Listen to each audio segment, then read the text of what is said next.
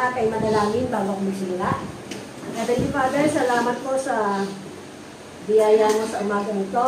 I pray, Lord, na ang bawat Holy Spirit na nasa sa amin, within us, patuloy po magbigay ng kaunawaan sa inyo pong mga salita at na makatanggap nito, patuloy pong palaguin at i-apply agad sa kanilang buhay. Thank you, Lord, sa inyo pong kabutihan, kapahayagan at biyaya po sa bawat isa sa amin. Kung saan kami naroon ngayon, it is only by your grace, Panginoon, sa aming buhay. Kaya salamat po, pagpalain mo po ang bawat isang narito na at patuloy pong nagpapakinig sa iyong sasabihin sa pamamagitan ng iyong lingkod sa pangalan ni Jesus. Amen. So last week po, yung levels of maturity, levels of ng bawat believer, tinalakay ko doon sa online, kung kayo ay nanonood, kung kayo ay may online. Sa mga hindi po nakapanood, ano yung levels ng maturity? From being a believer, so kasama po doon yung naging member,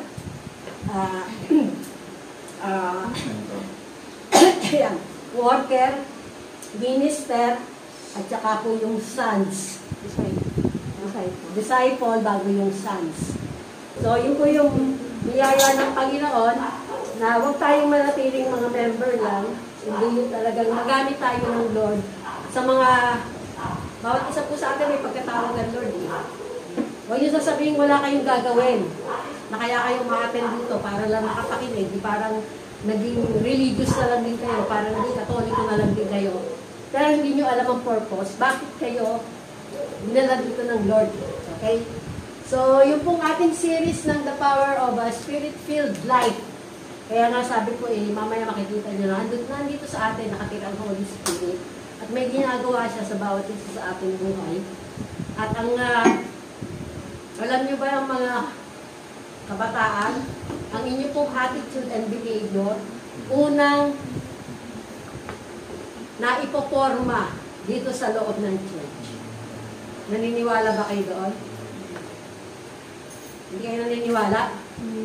Sa pamilya. Yes, oo, sa pamilya. Pangalawang pamilya nyo to. Kung tinuturing yung pamilya ang church, na kinabibilangan nyo. O kung kayo nabibilang dito, kaya pagka nagpapirma ako ng membership talaga. Hindi yung membership ko, mamaya. Yung pong ating, saan ba ako talaga bilang? May pinagtamnan po kasi sa inyo ng Lord. Hindi po tayo grasshopper na kung palipat-lipat kung saan-saan. At yung kung saan man kayo dalhin ng Lord, kung makakatan ng dominion, yung appointed place, time ka kayo po sa marketplace. Actually, nung tinignan ko yung church, puro nasa marketplace na. Yun na lang kung pagkakaroon ng influensya at ganun din po ng mga bagay na magawa natin yung pinapagawa ng Panginoon. So, purihin po ang Diyos. So, the power to. Kaya the power to lang po yan dahil may dadalawang tatalakayin po ako dito. Unang-una, yung the power to overcome apathy. Ay, nasa akin pala yun. Okay. Yeah. Yan. Ako rin pala yun. Okay, so yung the power to overcome apathy. Sabi nga po dito sa Ephesians 4:15-16, pakibasa niyo po. Instead, speaking the truth in love, you will grow to become in every respect the mature body of Him who is the head, that is Christ. From Him the whole body, joined and held together by every supporting ligament, grows and builds itself up in love, as each part does its work. Okay, so sabi nga po dito, yun pong speaking the truth in love. Yan. Sinabi po ito ni Pablo sa Ephesians Church dahil kasama po sa pagsasabi po ng katotohanan ng may pag-ibig. Even sa pamilya, hindi naman lahat tayo magkakapareho ng ugali, ng kaisipan, ganun din ang asal. Okay? Diba? Pagka merong isa, pag kumain, hinuhugasan na agad ang pinagkanan. Yung isang anak naman, tatambak muna lahat yan, tapos hindi siya maghuhugas. Tama po ba? So may mga ibang ganung anong tawag doon? Practice sa bahay. So sabi ko nga, isang bagay ko, hindi mo pwede nanapin doon sa isang anak mo, yung nakita mo doon sa isang anak mo, kasi nga magkakaiba yung pagkalikha ng Panginoon sa atin.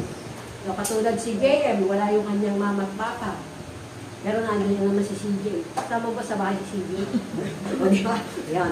So, isang biyaya ng Panginoon na kahit wala yung kanyang nanay at tatay, namumubog yan.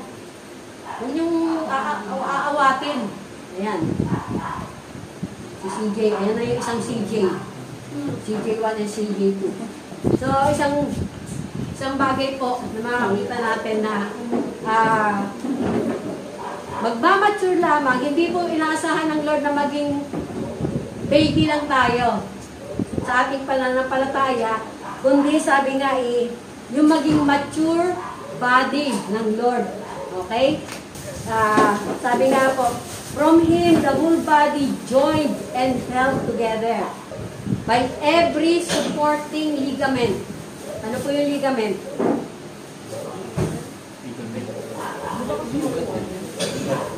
Joint? Ligament. Joint? Ay, mga ugat na Litid. Yun, mga litid.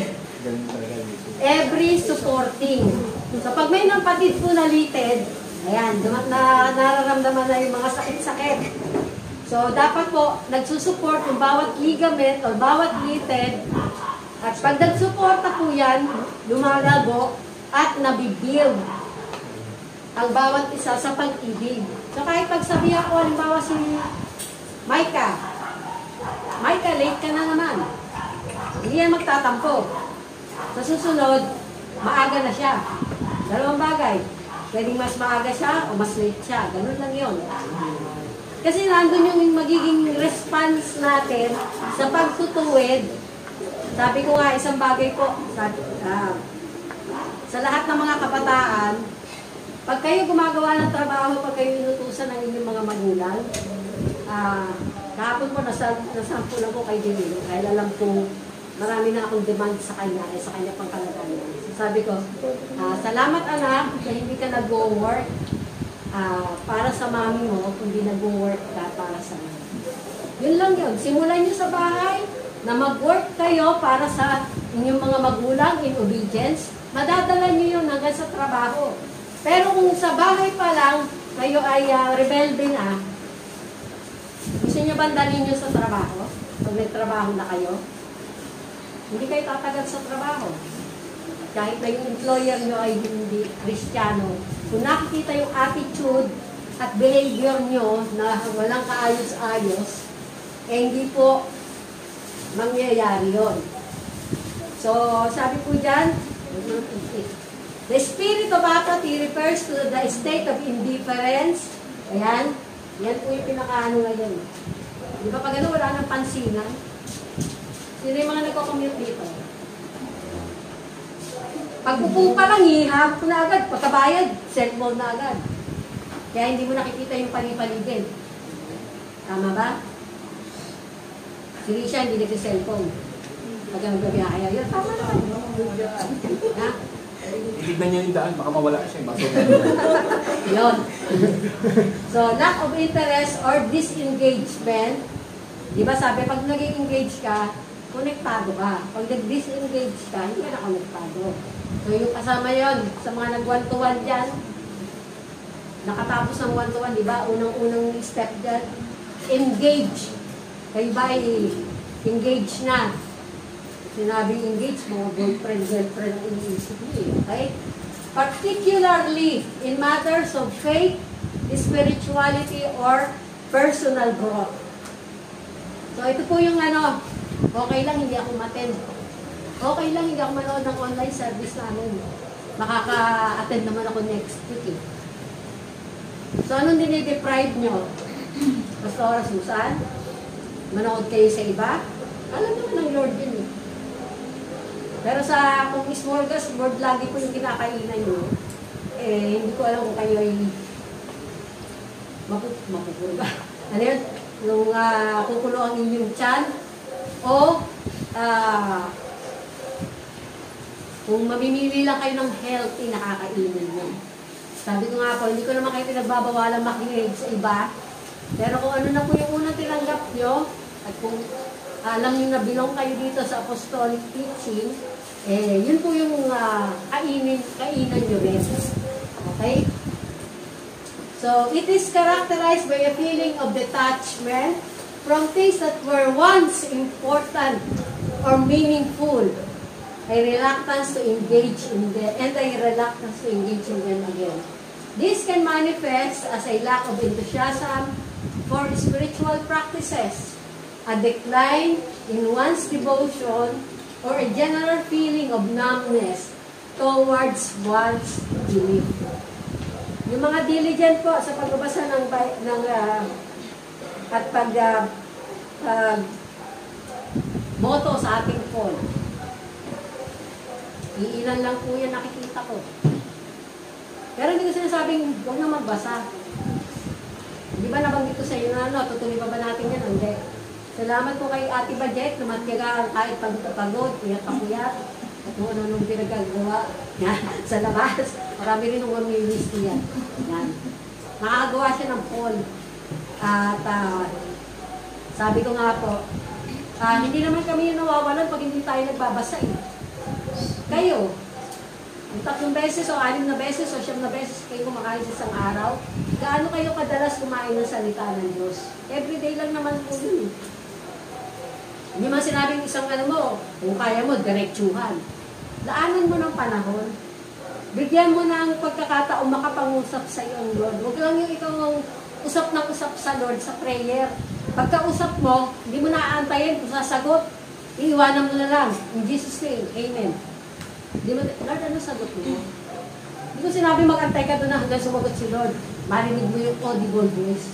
Malalaman mo yun sa spirit mo. Sa spirit ng Lord na nasa iyo.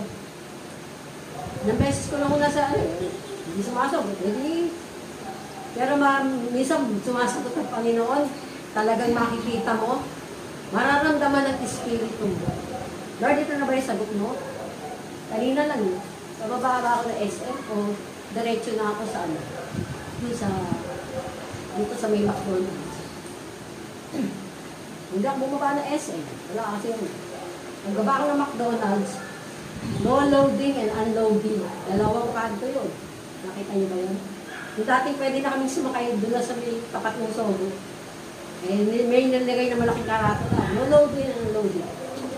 Di pumunta ako doon sa pagkalampas ng pangalawang unloading. At tumapat ako doon sa poste para lang mainitan. May dumating na cab. Doon sa amin doon. Minto, tumatakbo yung isang pasahero para makasakay. Kasi hindi talaga sila hintuan doon. Simpleng batas ng no loading and unloading, hindi ka makasunod tao. So, kasama po yun. Na yung pagsunod natin sa batas ng tao, kasama po yun sa pagpapakita na tayo ay masunuring mamamayang Pilipino. Although may mga pagkakataon na minsan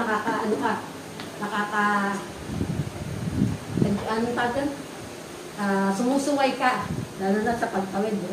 Mami ka na naman dyan. Ay, sumusunod ba ako? 16 seconds para makatawid. Papuntang yun sa tricycle. Takbo ko. Hindi, nakagitna ako. Yan. Sabi po sa Acts 2:44, pakibasa sa English ng mga kabataan. And all those who have believed in Jesus as Savior were together and had all things in common. Okay, kabataan natin din. Bata pa. Maraming mga issue. So, yung mga Tagalog po, mga middle age and senior. Di tayo yan. Middle age, o yan. Ang pagsasamahan ng mga mananampalataya at pinag-isa nila ang kanilang mga ari-arian para makabahagi ang lahat. So dito po makita natin, sabi nga yung concern po ng bawat isa ay evident. Pag tinatanong ko po si Nina, ano bang pangangailangan ng mga member? Meron bang mahirap sa atin? Pastor, wala naman eh. So, lahat tayo may kaya. May kaya kumain 3 beses isang araw. Ibig sabihin, hindi po yung na mangangailangan ka ng ayuda, lagi. Dahil kagabi po, gabi na, yung sa PWD, nirereklamo pa yung isang member na humihingi ng tulong linggo-linggo na dun sa hindi na presidente or yung hindi na vice president ng aming asosasyon. Pinabibigyan naman niya sa anak niya. Hindi nakita, mas bata yung siyempre, anak niya. Natatandaan na. So, kasama rin po doon na may kailangan kayong, ano tawag doon, discernment. So, kung sino po, ang ibig sabihin po ng pagbibigay at pagsasalo-salo ng mga, kung anong meron tayo, those who have enough, just enough, and more than enough, hindi, sabi ko nga, walang hindi enough dito sa atin eh. Kasi wala pa naman nagutom dito. Maperang kung kayo ay nag-fasting, sinong hindi nakakain dito ng 3 beses sa maghapon? Wala. So may enough kayo. Wow, si JJ! Kaya nung wala si mama mo? Yan, nagpa-fasting ka. Anong, alam ko na. Nung sinergery yung kanya. Yan, hindi siya nakakain. So, isinishare po nila sa lahat ng may pangangailangan. Kaya habang may pagkakataon, sabi po sa Galatians 6:10, gumawa tayo ng mabuti sa lahat. So, hindi po sinasabi dito sa mga believer lang. Pero sabi nga, lalong-lalo na sa mga kabilang sa sambahayan ng pananampalataya. So, isang biyaya po ng Panginoon na tumulong tayo sa mga kamag-anak na nangangailangan. Sa mga kapitbahay or yung sa komunidad natin. Alam ko po may mga sample na tayo dito ng mga tumutulong sa mga kanilang komunidad, sa kanilang mga kamag-anak. Pero isang advice ko lang po, siguraduhin mo yung tulong na ibinibigay natin sa ating mga kamag-anak, nakakatulong talaga. Hindi yung umaasa na lang sa iyo. Kasi ang pagtulong po natin para dalhin natin sila sa pananampalataya, sa tunay na taga-supply ng ating mga pangangailangan. At walang iba yan, kundi ang Panginoon. So, dito po sa Ephesians 4:16, pakibasa niyo po. May the whole body join and held together by every supporting ligament, grows and builds itself up in love as each part does its work. So, sabi po dito, a growing church is a growing up church. Hindi po nagiging bansot o duwende. At isang biyaya po ng Panginoon na kasama po yung core leader, sabi nga ni Pastor Wilbert, the mere fact na after ng pandemic, andyan pa rin kayo kasi marami na akong churches na nawala na talaga, nag-close na, at nagpapatuloy kayo, makita niyo yung biyaya ng Panginoon. At, sabi po dito, so yung pong, huwag po tayo maging indifferent. Huwag po natin, kung may pagkakataon na nawala yung ating enthusiasm sa mga bagay na pinapagawa sa atin ng Panginoon, balik lang. Repent, balik, at magpatuloy. Magpa-retrain, magpa-realign, para makapagpatuloy. Sabi ko nga po, hindi naman sa isang ministry ka lang ilalagay ng Lord eh. Yan lang ang simula. Pero kung nagpapatuloy ka, ipopromote ka pa ng Lord. Ang tanong, kung handa ka na sa pag-promote sa iyo ng Panginoon. So, isang biyaya ng Lord na mula sa pagiging mababang, tinitignan natin mababang gawa lang natin sa church. Pero darating po yung time, sabi nga, yung timing ng tao, baka hindi pa naka-align sa timing ng Lord. Even yung sa pag-harvest natin. Dahil hindi pa tayo gumagawa. Okay? Hindi naman sa hindi gumagawa. May mga gumagawa, pero hindi pa lahat. So, yung pangalawa po, the power to overcome greed. Ano po ba ang greed sa Tagalog? Sa sarili. Scream. Ano pa? Lahaman.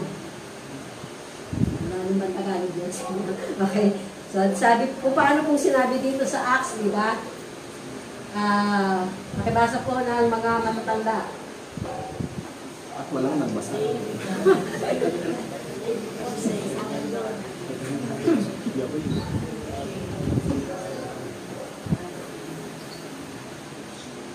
Ayan. Pagka matatanda, mahina na. No? Ang mga kabataan naman,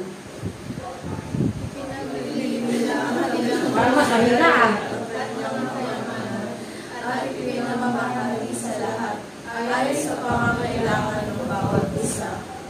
Okay, so sabi po dito, may pangangailangan, kaya po ipinagbili nila. They began selling their property and possessions and were sharing the proceeds with all the other believers. At dito po makita natin, define nga natin kung ano ba yung greed. So what is greed? Pakibasa po. It's an excessive desire to gain wealth and possessions.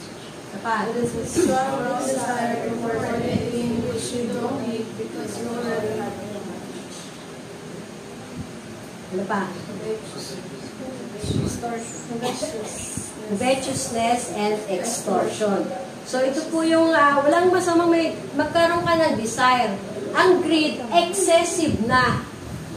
Meron ka na, gusto mo pa ng mas marami. Kari nga po sabi nga yung nag-hoard ka na, dahil meron ka na. Kasama po dito, sabi po, ay, yan na ba ako? Hindi ko pala yun. Yan. So, isang biyaya po ng Panginoon na kung paano na sabi nga ano ba sinasabi ng Bible patungkol sa greed. So, hindi na po nakalagay dyan. Sa istorya po ng Matthew 19:16-30, sabi po dito, greed hinders us from obeying, knowing, and experiencing our loving, providing, and miracle-working God. Bakit? So, yung istorya po nito, na sinabi na yung isang lalaki na nasunod na niya lahat ng mga kautusan, pero nung sinabi ng Panginoon, kumbaga sa kanyang sarili, okay na ako.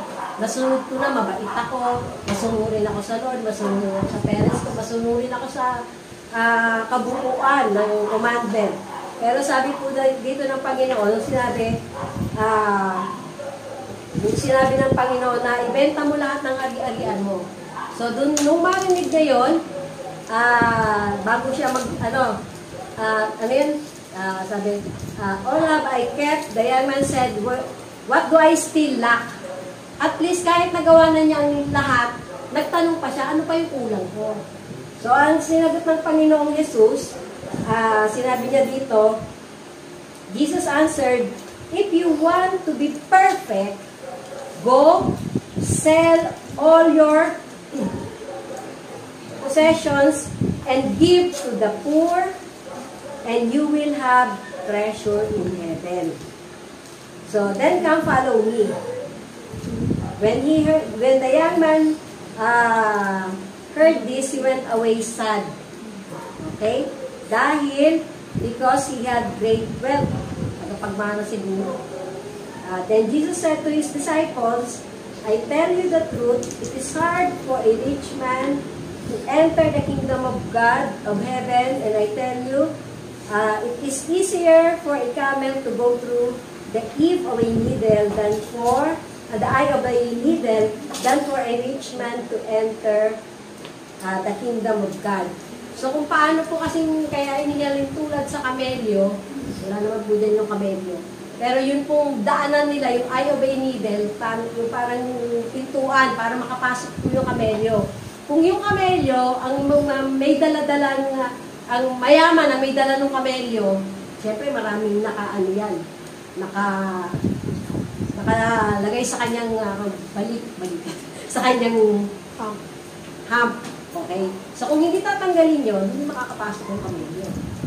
So ganun din po, kaya inihalin tulad, kung marami tayong hawak sa ating kamay, na kung pinabibitawan na ng Lord, alam niyo po, isang testing lang yun ng Panginoon doon sa kabataan. Hindi pa naman niya ginawa, pero nalungkot na siya. Diba? So dito po, makita po natin, this young man is almost perfect in obeying the commandments of God, but the commandments that he follows are the commandments that did not cause him to sacrifice. So ito, may sakripisyo na siya dito. So, nag-fail siya doon sa test ng Panginoon na to deal, yung dealing ng Panginoon doon sa spirit ng greed na nasa kanya.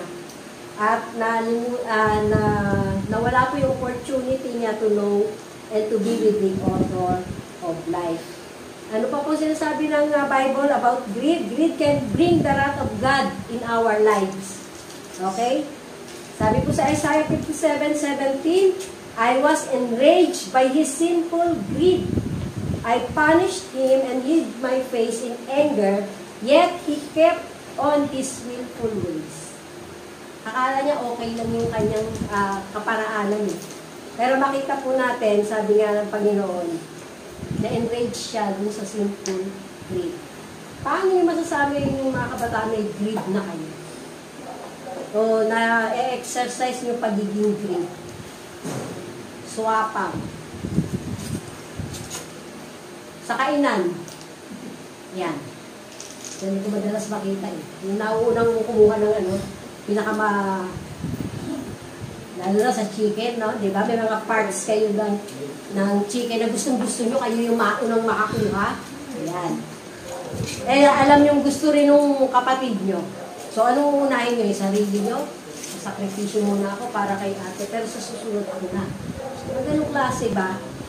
So, isang way yun para mawala yung greed sa inyo. Pangatlo, greed will give you over and be enslaved to the one who is greedier than you. So, Ezekiel 16:27, so I stretch out my hand against you and reduce your territory.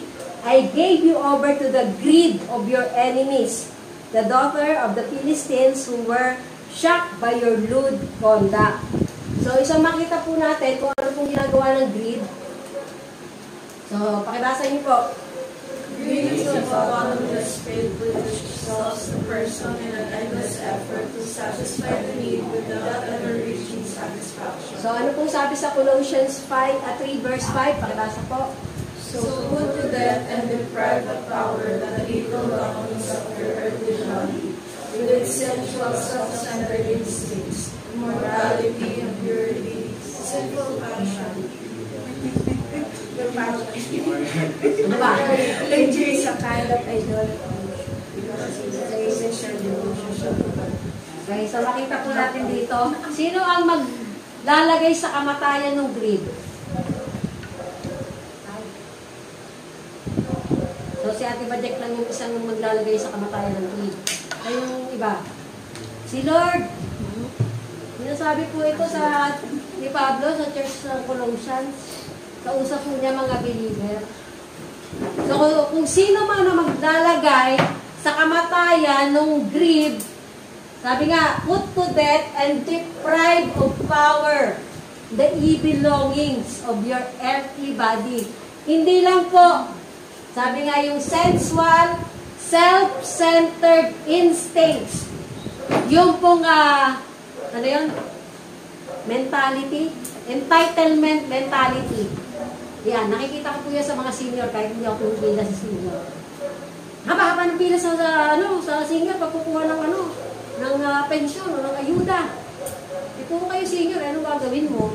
Hindi makakapumila doon, ganon. So, isa po doon na, sabi nga, yung immorality. Ayan, immorality.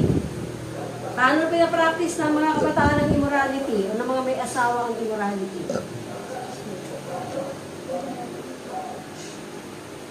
Makakita ka ng magandang babae, biglang may ginawa ka na sa isip mo. Kasama na po yun. Diba? Sinful passion. Even yung pagkain nyo ng sobra-sobra. Makikita nyo mamaya. Sabi nga, yung kailangan lang natin. So, saka yung evil desire. Huwag mong hahangarin kung ano yung meron yung kapitbahay mo. Ang stewardship po ng lahat ng binibigay sa atin ng Panginoon, yung kaya lang natin. Kung paano kung naipatotoo ko sa inyo, sinabi ko, Lord, yung kaya ko lang i-handle na yaman or kung ano ang mga material possession na hindi ako lalayo sa iyo. Kasi pwedeng yung mga gamit, yung mga pera, ang mga bagay na pinagkakatiwala ng Lord, pwede maglayo sa atin. Pero maging kumbaga preventive measure na natin. Lord, kung kaya ko lang i-handle, na hindi ako lalayo sa iyo. Yun. So, at idadagdag po ng Lord yung iba. Kung kaya natin i-handle. So, yung kung huwag magre-replace ang ating devotion sa Panginoon. So, we are commanded to guard ourselves against greed. Pakibasa po, 1 Timothy 6:17-19. Ang mayayaman sa sanlibutan ito ay atasan mo na huwag mataas. Hindi huwag umasa sa mga kayamanang hindi biyak. Kundi sa Diyos na nagbibigay sa atin ng lahat ng mga bagay para sa ating kasiyahan. So sabi dito, atasan mo. Huwag magmataas yung mga mayayaman. Sino po mayaman dito? Yan, mayaman. Kasi alam nyo yung pagiging mayaman, nasa pananaw nyo rin eh. Kung ang pananaw nyo, mayaman kayo pag marami kayong pera, malaki ang pera nyo sa bangko, meron kayong kotse, meron kayong malaking bahay, na hindi nyo naman malinis. Yan, di ba? Pero sabihin mo na yung kayamanan na bigay ng Panginoon, iniligtas ka, at the same time, yung kasiyahan natin na pwede niyang ibigay habang naririto tayo sa lupa. Pero sabi niya, huwag mataas at huwag masa sa kayamanan hindi tiyak. Lalo na po sa ekonomiya natin ngayon, taas-baba. At kung binabasa nyo nga po yung mga prophecy na pinigil sa atin, magiging matalino na kayo. May wisdom na ibigay sa inyong Panginoon. Ano yung mga kailangan natin laanan ng ating pong mga bagay ng stewardship. O, pakibasa po, 18 to 19. Dapat silang gumawa ng mabuti, magiging mayaman sa mabuting gawa, bukas ang palad at handa mamahali. Sa gayoy magtitipon sila para sa kanilang sarili ng isang mabuting saligan para sa hinaharap, upang sila ay makapanghawak sa tunay na buhay. Kasama po sa itinuturo dyan na maging handa tayo sa kinabukasan. Lalo ng mga kabataan. Huwag kayong gastos ang gastos pag may pera sa mga gadgets na kung ano yung latest, yun ang gusto nyo bilhin. Kahit wala pa kayong pambili o kahit wala pa kayong pambili ang inyong mga magulang. At mga magulang, tip lang po, pagtrabahuin nyo yung mga anak nyo kung gusto ng bagong gadget. Pagtrabahuin nyo sa inyong bahay, magtatrabaho ako. Hindi na pinagbenta ng lupa, para lang sa gadget. So, kasama po yun, nasabi nga kayo yung magtitipon sa inyong sarili kung kayo po ay mayaman sa mabubuting gawa. Yung pagiging bukas palad, maging discerning po tayo. Kasi may mga manloloko din lalapit sa atin. May mga nananamantala din lalapit sa atin. Kawikaan 30, 7 to 9. Pakibasa. Dalawang bagay ang masaya'y aking hinihiling. Bago ako pamatay ay huwag mo ipagkain sa akin. Ilayo mo sa akin ang daya at ang kasinungalingan. Huwag mo akong bigyan ng kasalanan o kayamanan. Bakit kaya? Pakainin mo ako ng pagkain na aking kinakailangan. Baka ako'y mabusog at itakwid kita at sabihin ko, sino ang Panginoon? O baka ako'y maging luha at ako'y magnakaw. At ang pangalan ng aking Diyos ay malasya. So, yung pong pagiging mayaman at yung pagkakaroon ng kasalatan, sabi nga pag nabusog, tatakwil kita. Kasi busog na siya. Kaya na niyang supplyan yung kanyang sariling mga pangangailangan. At yung dukha naman, baka magnakaw. Pero maganda dito, sabi ko nga, yung pangalan ng aking Diyos ay malakas tayo. So kasama po doon sa pinayo ng mga ngaral na sa kawikaan, na wag pong madungisan ang pangalan ng Panginoon. At kasama po doon na yung pakainin mo ako ng pagkain na aking kinakailangan.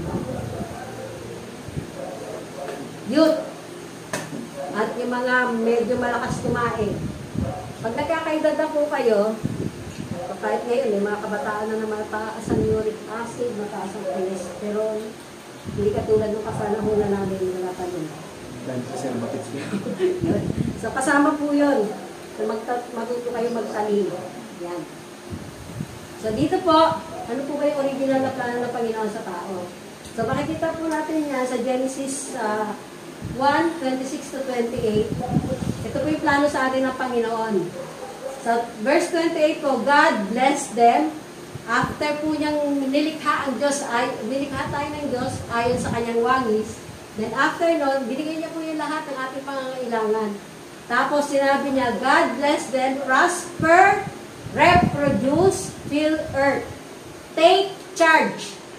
Be responsible for fish in the sea and birds in the air, for every living thing that moves on the face of the earth. Hindi po kasama dito na magkaroon tayo ng take charge tayo o yung dominion. Isa kasi pinapractice natin ito sa tao lang. Pero ito po yung unang responsable tayo. Fish of the sea, birds in the air, o yung papanain, at yung mga bagay na nilikha ng Panginoon dahil yun po yung source na binigay niya sa atin para tayo ay pagpalain. So, kasama po dito, yung TGIS na binigay na sa atin ng Lord. Unang-una, yung oras. 24 oras, meron tayong lahat. Gifts. Yan, may mahusay magtanim, may mahusay mag-alaga ng sumpo, magpalago ng mag-online online gambling. Online gambling. Online gambling talaga. No? So, idea at yung strength. Yung idea po, ginagawang pera din yan. At yung gifts and skills nyo, i-momonetize nyo po yan. Ito sinabi, ibinibenta nyo yung sarili nyo.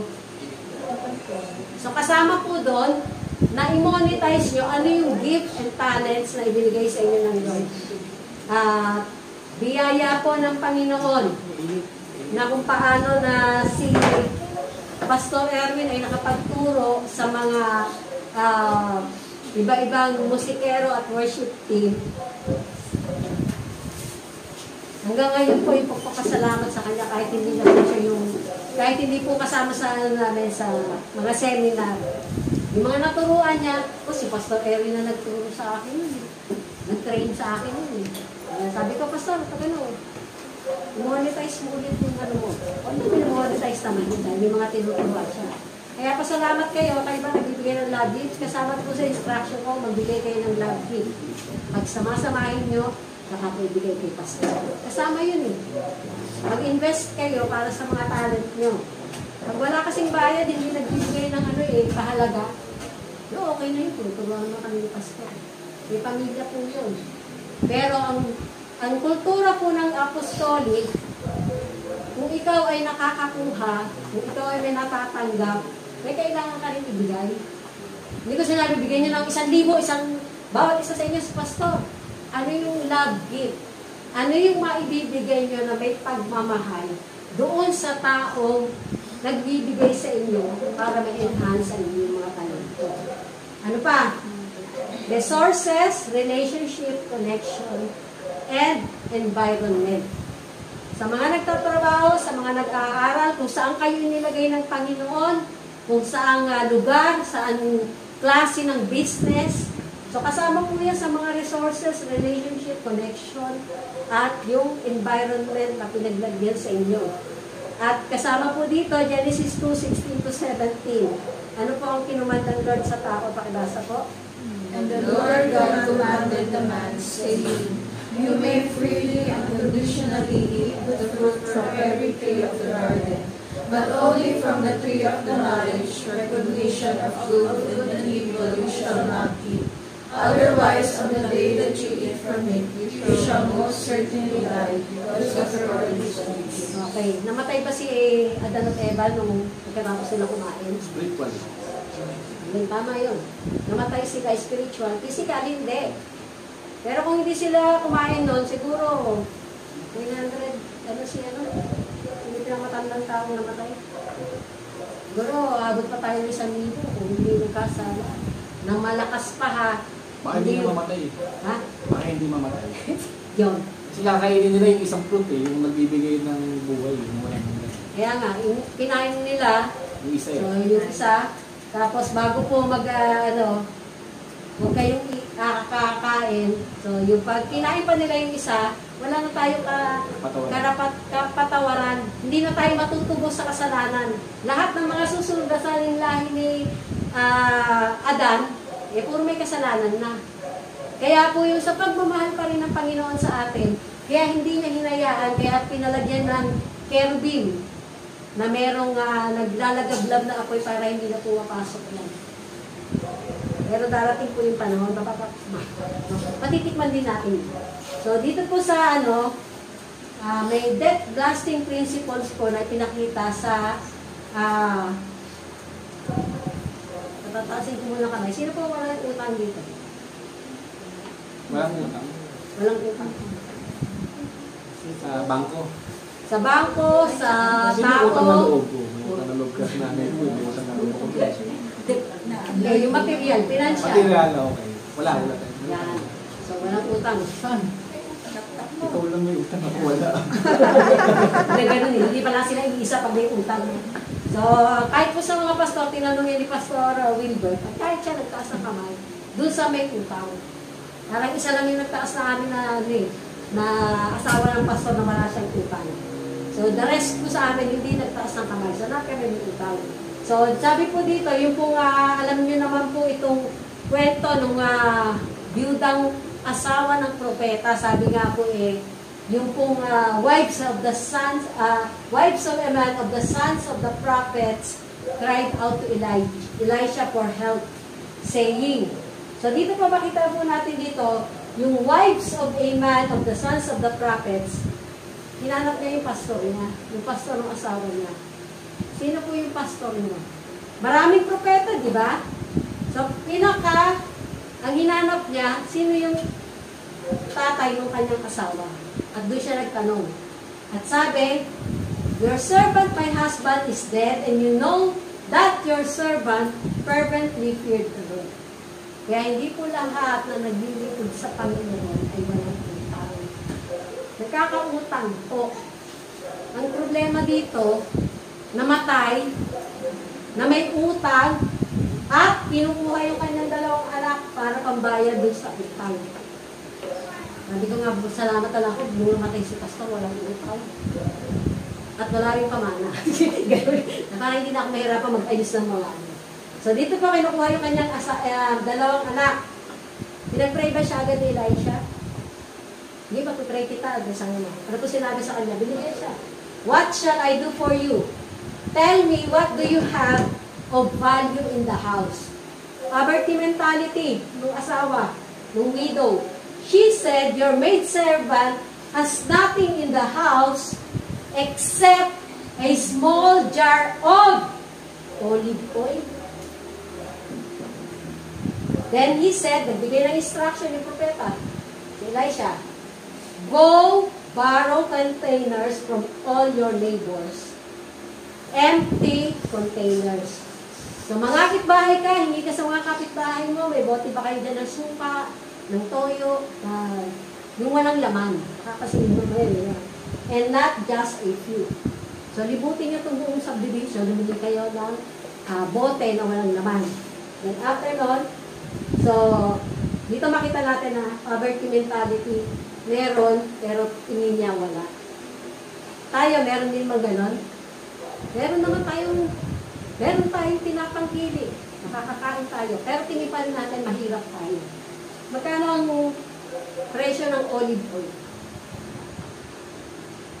Nung nandun po kami kala Ate Marlene, yung asawa ng pastor doon, may binigay na, roll-on na, sa olive oil. Nagaling Israel. At kasama po yun na inanoit yung mga ano yun, mga ganun, yan, na nung gamit yung olive oil. Pero talagang, konting pahid lang po, kasi mahal yung olive oil. Di ba pag binili mo yun, lalo na kung nasa Israel. Okay? So dito po, then, instruction pa. Mumuha ka ng mga bote, then you shall go in, papasok ka sa bahay mo, and shut the door behind you, and your sons, kasama po sa pagbibigay ng solusyon sa problema sa isang pamilya. Damay niyo yung anak niyo. I-involve niyo po yung anak niyo. Kasi kung hindi niya sinama yung kanyang sons, kasama yung sa ano magiging pambayad utang. So ano pong tinuturo dito? Focus. Ano yung pinapagawa? At gawin mo agad. And pour out the oil you have into all these containers, and you shall set aside each one when it is full. So, dalawa po, pour out yung oil, tapos, set aside when it is full. So, she left him. Hindi na nagpaalam, umalis na lang, para sundin yung instruction, and shut the door behind her and her sons. They were bringing her the containers, so ito po yung part ng sons, bringing her the containers, at siya po yung taga-pour ng oil. At when the containers were all full, she said to her son, bring me another container. And he said to her, there is not a one left when the oil stopped multiplying. Yung konting meron pa. At sinunod mo kung ano yung sinasabi sa iyo ng Panginoon at ng lingkod ng Diyos. After mo magawa yung titigil na yun. At isang patotoo po nun, dito po sa atin sa church, na lalo na kung ang concern mo is yung para sa kingdom advancement at yung pong pinapagawa ng Panginoon, isusupply po ng Panginoon yun. At nakita po niya yun sa kanilang buhay na talaga kung paano dumami, then biglang minto. After na acquire po natin yung lupa na binabayaran pa natin hanggang ngayon. So, formula on how we use money. So, unang-una po, yung WIESP. So, ano po ito? Yung work equals income, less expenses, less savings. Nasaan yung equals? Equals savings. Ay, equal savings lang ba? Kasi may prosperity pa. Hindi. Less savings. Ano ba? Tama ba? Equals savings. Yun. Pero yung minus po, minus savings equals prosperity. Yung prosperous or yung rich mentality. So, kasama po doon yung savings. So, pero sa mga nagtatrabaho, sa lahat ng may trabaho pala, 10% lang po ang gumagawa nito dito sa Pilipinas. Then yung pangalawa, W equals I minus E minus D equals P. So work equals income, less expenses, less deficit equals poverty or poor mentality. So sabi nga po yung poverty, hindi lang po ito yung resulta ng 24 oras o yung overnight lang. Pero kasama po dito yung length of time, days, experiences, and most of all, inaccurate lifestyle. Yan. Hindi nag-iipon bago bumili ng gustong bilhin. Kaya nagkakautang-utang. Tama po ba? O hindi naman kailangan, bili ng bili, hanggang naitatapon lang. Diba? So parang baka mamaya may hoarding mentality ka na. Lalo na ngayon, o sabi, tataas na naman yung ano. Diba? Kaya yung gasolina, kung ano man yung tumataas, diesel na pala tumataas ngayon, hindi na gasolina. Pero makita po natin, walang problema magtipid or mag-ipon, nung sapat lang. Kasi kung alam mo naman, and my God shall supply all my needs according to His riches and glory in Christ Jesus. Yung sapat lang, nakakailanganin mo. Meron ba naghirap sa atin at hindi nakakain ng pandemic? Meron ba laging humihingi ng ayuda sa barangay? Wala. Hindi tayo nalagaan ng Lord. Hindi niyo nakikita yan? Okay. Dahil sa baba po, W equals I minus E minus H equals G. So, work or business, kasama po yan, mga lahat ng pinagtatrabaho natin, equals income less expenses less hoarding equals greed mentality. So, greed will give you no satisfaction. Kung paano pong sinabi na sabi nga po, mahirap sa isang mayaman ang pumasok sa kaharian ng langit. At kung paano po tayo magdi-deal sa ating greed. So, saan kayo dyan sa formula sa paggamit natin ng pera? Mga kabataan, dito kayo magsimula. Kung wala pa naman kayong expenses, yung expenses nyo, kung lagi kayo nasa Starbucks o Starbucks, okay? So, yung mga, walang problema, gusto nyo lang matikman eh. Siguraduhin nyo lang nakaipon na kayo. Pero unahin nyo yung savings. Mag-savings kayo. At kasama po dito, how to deal with our greed. Put to death the spirit of greed in our life. Nabasa na po natin na kanina sa Colossians 3:5. So, kaya nga po, na kayo yung yung sa ating earthly nature. Then second, retain the knowledge of God in our hearts. So, paano po natin mare-retain? Pakibasa po. And furthermore, since they did not obtain it, but retain the knowledge of God, He gave them over to an unwavering mind to do what ought not to be done. So, bigyan po natin makita na hindi inisip na worthwhile to retain the knowledge of God. Kaya po kung may makikita kayong mga karumal-dumal na kasalanan, tao nakikipagtalik sa hayop, hindi pa ma-deprave mind. At kasama nga po dun yung mga homosexual, meron po bang homosexual dito? Kasama po doon na maano natin na may sexual experience na talagang naranasan ng pagkabata na naging dahilan. Dapat po titignan yung pinaka-root. Bakit nagkaganon? Proverbs 2:1-2. Kalasa po. My son, if you accept my words and store up the commands within you, turning your ear to wisdom and applying your heart to understanding. So, isa po sa, bakit po yung ipang nilagyan ko? Kasi choice po natin yun eh. Sabi nga, if you accept my words. So, unang-una, kaya if, kailangan accept mo muna yung words. Then, saka pa lang, store up my commands. Kaya saan? Within you. Hindi sa notebook, hindi sa gadget. Within you. Itanim mo sa espiritu mo. Sabi nga po, lalabas na lang yan sa bibig mo. Kung ano yung nasa loob ng puso mo.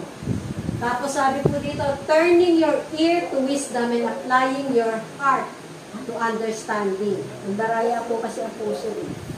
So sabi, kung paano kung sinabi nasa, yung kung retain means to keep possession of, huwag kayong maging possessive sa tao, pero yung sa salita ng Panginoon at aral ng Lord, doon kayo maging, yun talaga yung tanggapin yung possession nyo.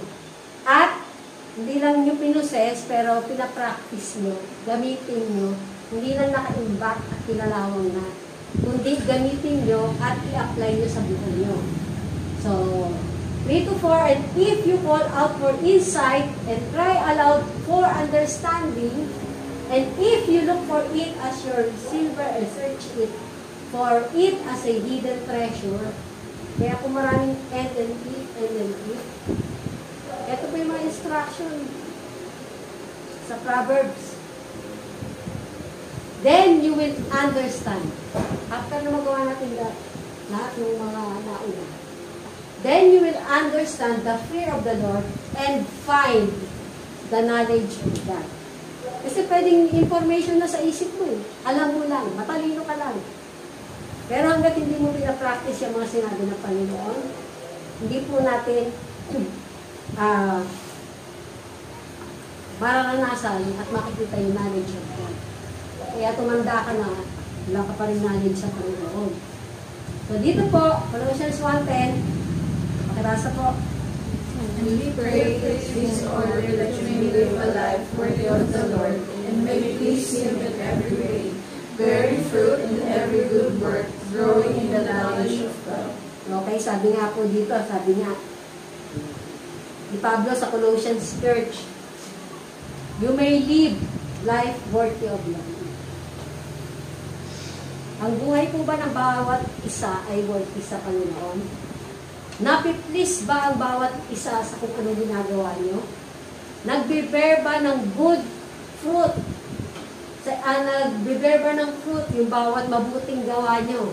Even yung pagtulong nyo, may mabuti pang nagawa doon sa tinulungan nyo. Growing in the knowledge of God.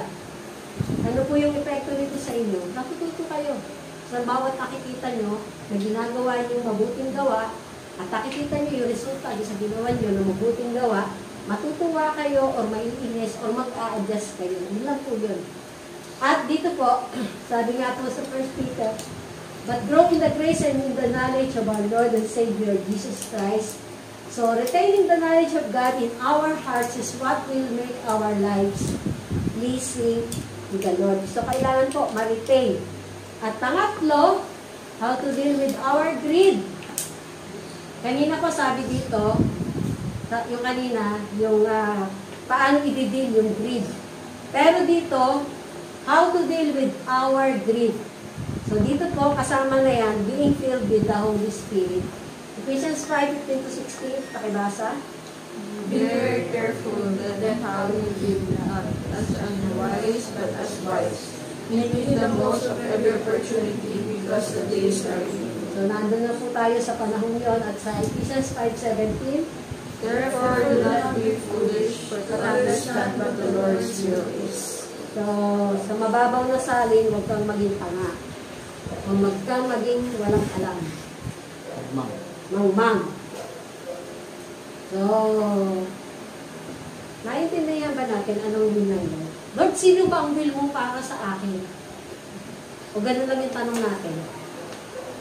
Lord, nalulugod ka ba pag ako'y naglilingkod sa'yo? Yung bang smile ko, nakikita ka sa aking mukha? Hindi nyo ba alam na yung simpleng pagngiti nyo, nakakapagbigay ng aliw sa mga taong mabibigat ang loob? Ito yung lagi kayo nakasimango. Tapos Kristiyano pala siya. Yun lang yung simpleng ngiti. Hindi lagi nakasimangot. Ephesians 5:18-20. Kadasa ko. Do not get drunk on wine, which is without joy. Instead, be filled with the Spirit. Speak to one another with psalms, hymns, and spiritual songs. Sing and make music in your heart to the Lord, always giving thanks to God the Father for everything, in the name of our Lord Jesus Christ. So dito po makikita po natin na yung pong being filled with the Spirit since February pa na nagsimula ng power by Spirit-filled life at tapos po tayo.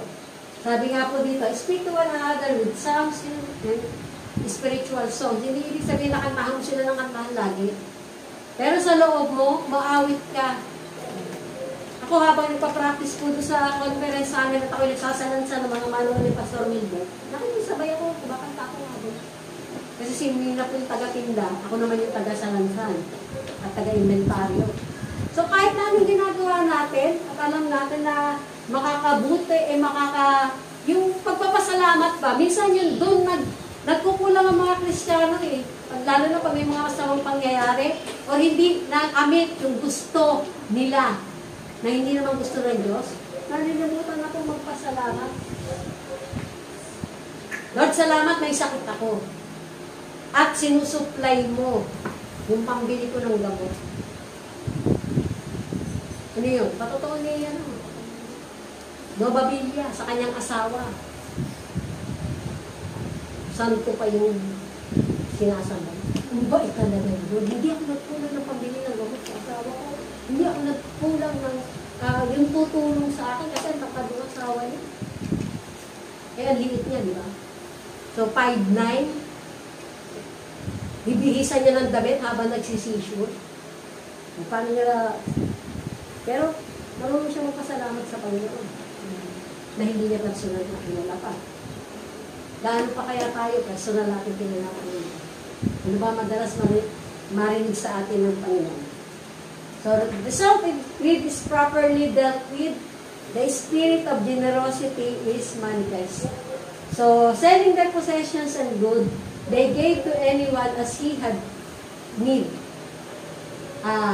He has Romans 5:5. The hope does not disappoint us because God has poured out His love into our hearts by the Holy Spirit, in whom He has given us. Kaya nga po sabi ko, yung Holy Spirit within us. Ang tanong, nakatira pa ba dyan? O baka sarili mo na lang yung sinusunod mo. So, generosity is the manifestation of the nature and character of God in us. The spirit of greed is broken. Dahil ang Diyos po ang unang nagbigay sa atin. Hangganin ko to, paki-recite ko, John 3:16. Palitan nyo yung, for God so loved the world, yung word, palitan nyo ng pangalan nyo. For God so loved the world, that He gave His only begotten Son, that whosoever believes in Him shall not perish but have eternal life. Yun yung pinakauna natin. Word, kasama ka doon, palitan mo ng pangalan mo. Kasama ka doon sa world, eh. Na minahal ng Panginoon. So, ang Diyos ang una nagbigay sa kanyang anak, na si Jesu Cristo, dahil kung hindi po nabayubay sa krus ng Kalbaryo, ating Panginoong Jesus, wala po tayong kaligtasan. Wala tayo sa impyerno. John 1:14. The Word became flesh and made His dwelling among us. We have seen His glory, the glory of the one and only, who came from the Father, full of grace and truth. John 1:16. From the fullness of His grace, we have all received one blessing after another. Tinatanggap niyo ba yun? One blessing after another. Yung patotoo pa lang ni Kuya Jambo sa pag-aaral ng kanyang mga anak, na pati gobyerno ginagamit. Hindi na napansin yun? Ito, graduate din dahil kay, sino yan? SM, St. Lucie. Yung naman. Yan, private. Ito private. Diba? Kasama po yun. Hindi natin makikita yung kamay ng Panginoon ang gumagawa. Sabi nga, the wealth of the wicked is laid up for the just. At makita po natin, enhancement of a spirit of sacrifice, selling their possessions and goods. Mabilis bang magbenta ng pinaghirapan mo? Siyempre hindi. They gave to us needed in complete earnest, as sa 2 Corinthians 8:7. Pakibasa po. But just as you excel in everything in faith, in speech, in knowledge, in complete earnestness, and in your love for us, see that you also excel in this grace of giving. So dito po mayaman ng Corinthian Church, pero sila yung pinaalalahanan ni Pablo na patuloy pong mag-excel sa grace and giving. Dahil yung pangangailangan nila Pablo, ang Philippians Church pa na mahirap na church, na nagbigay o nagpuno kung ano yung pagtulong nitong Corinthian Church. So when the spirit of greed is broken, we will be able to see and understand that investing in the kingdom of God is far better than anything else in the world. So kasama po sa amin bilang mga lingkod ng Panginoon, investing sa aming upgrading. At hindi po lahat sagot ng church yan.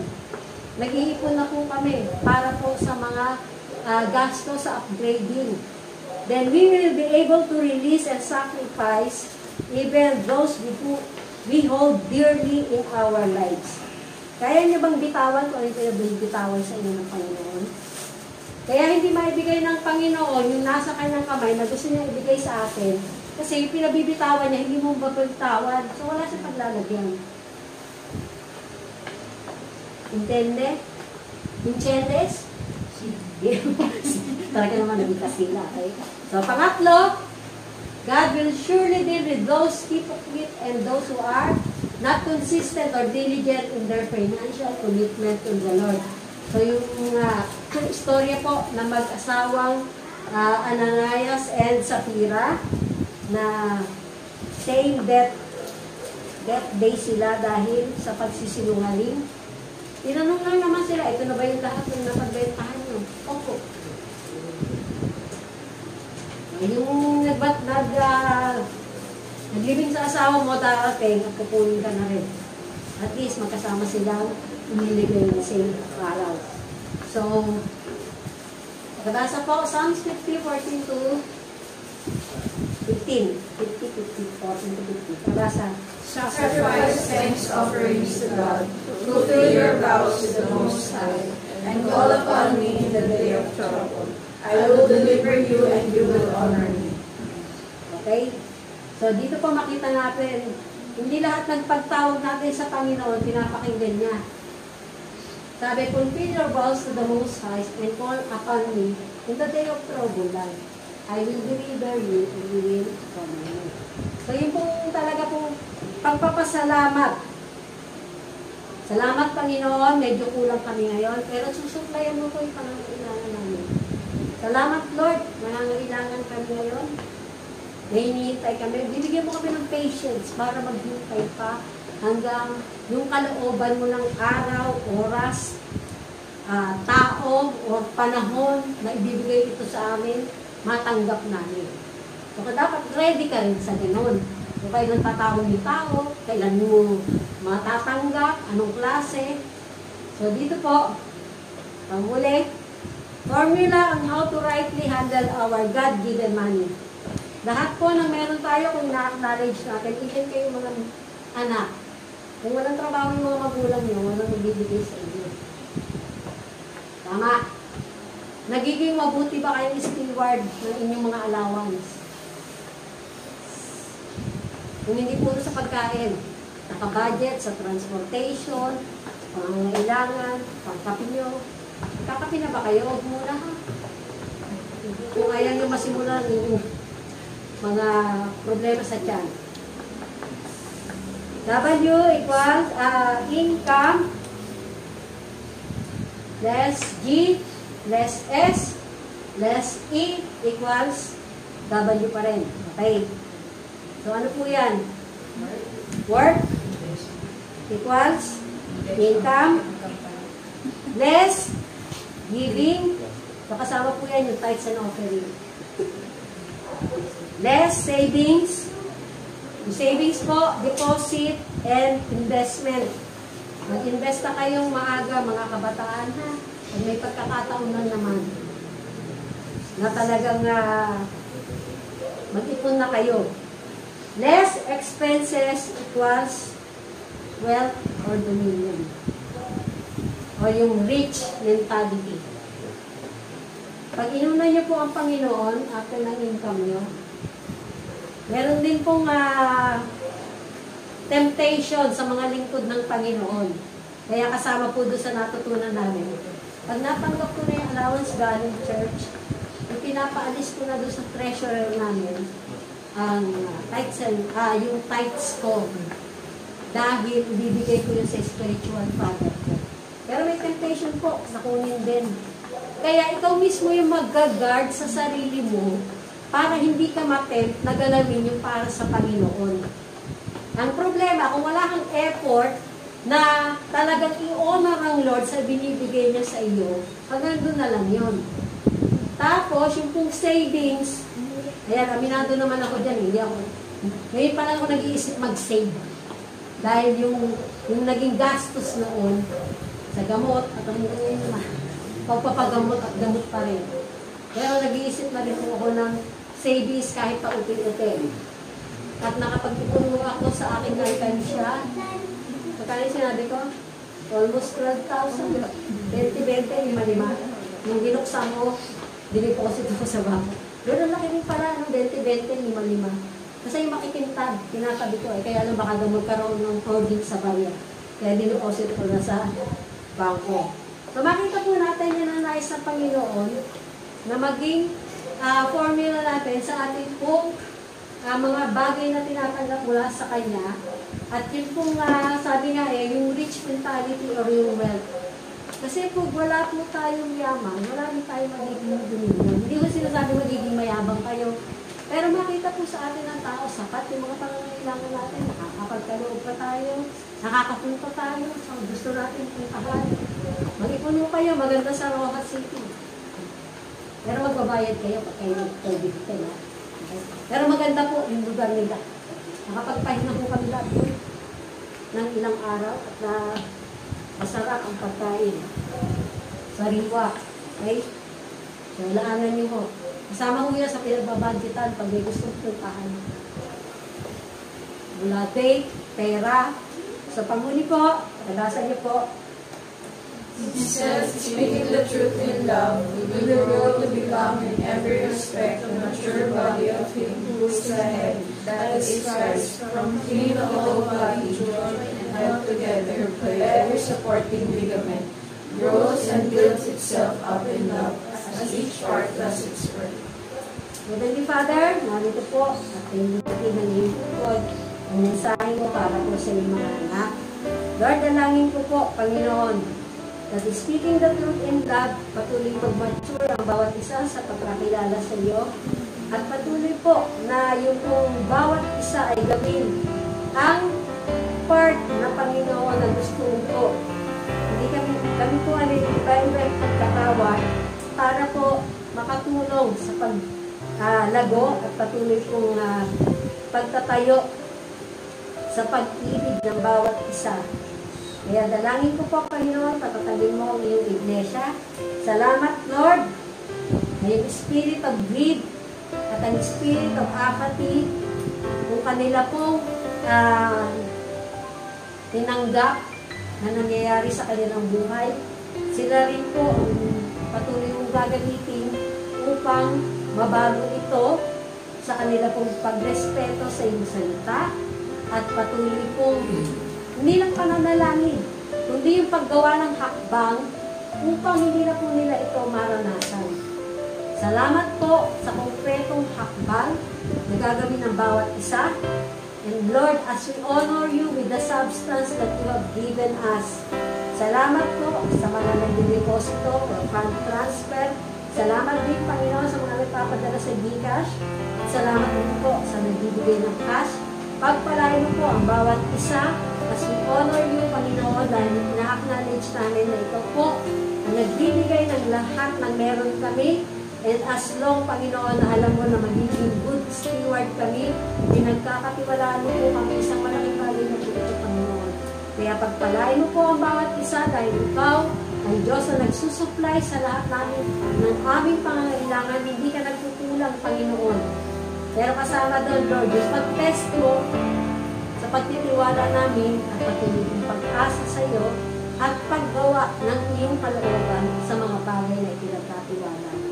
Mangusap ko po sa bawat isa at ikaw ang patuloy na maghari sa buhay ng bawat isa. Empower us with your Holy Spirit, Panginoon, upang magawa ang iyong kalooban, lalo na po sa panahon ngayon na nakikita namin at namamalas na malapit na ang iyong pagbabalik. Balikan mo po ang iyong church without wrinkles, Panginoon, at patuloy na makita mong matatag at nakatayo sa pananampalataya sa iyo. Sa pangalan ng Ama, dalangin ko po ang kagalingan ng mga may karamdaman, pagpapalakas sa mga nanghihina, pagbibigay ng pag-asa sa mga nawawala ng pag-asa.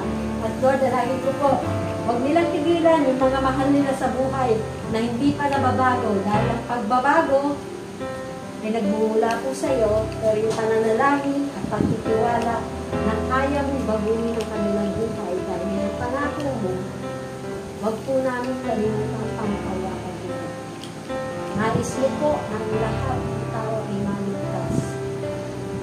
Pero sa mga tatanggap lamang ng kapitaan ng iyong salita, ng mabuting balita, at pagkakilala sa iyo, pagpapatuloy upang magawa kung anong pagkatawag mo po sa bawat isa sa amin bago mo kami tawagin pa ulit. Sa pangalan ni Jesus, mga sama at dalangin, may pagpapasalamat. Amen.